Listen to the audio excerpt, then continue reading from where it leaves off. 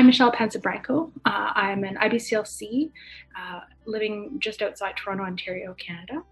And I became an IBCLC in 2011. Prior to that, I spent about a decade of my early career working in corporate human resources.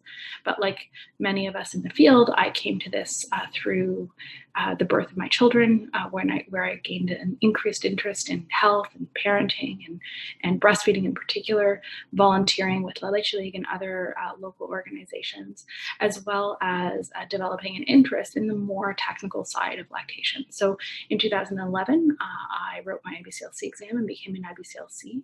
And I went on to practice in a variety of settings. So I had a private practice. I also worked in a hospital and with some community settings.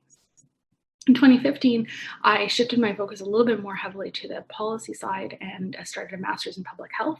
And particularly with my interest around the International Code of Marketing of Breast Milk Substitutes, I became involved in the European refugee response. And that was where I spent a lot of my time focused during and after my master's in public health.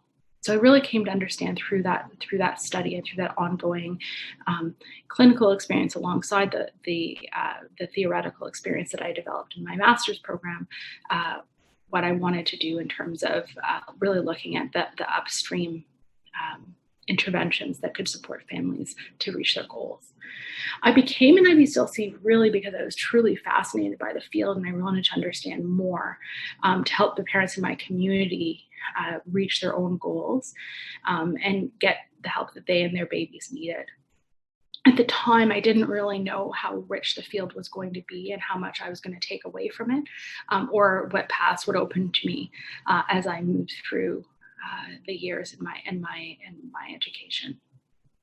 I hope that students who are coming to healthy learning courses gain a really solid understanding of the foundations of this field, because the foundations of this field are so important to making decisions about which areas you want to focus in, and also in understanding the work that others are doing within the field, even if you're not directly connected to it. I'm passionate about many areas of lactation, and I am easily distractible by new and fascinating topics, which those of you who are in my courses will no doubt know. But really what I'm passionate about is how breastfeeding fits into our larger society and what it says about who and what is valued within our communities, and also how we can use breastfeeding to mitigate and repair some of the harms that have been propagated within communities and within families over time. So it leads me to be really interested in population level interventions, things like the code, like the Baby Friendly Hospital Initiative, but also in how things like peer support programs can be used to knock down barriers that exist, and finally how to communicate effectively across the whole spectrum of professionals and individuals that we work with within this field. In order to get the most out of these courses, I think students really need to come into healthy learning courses with an open mind, knowing that they are going to learn new things that surprise them, that might challenge them, but that they enter it with the idea that they're going to learn new things, they're going to take away new things, and also that each of them has something to offer.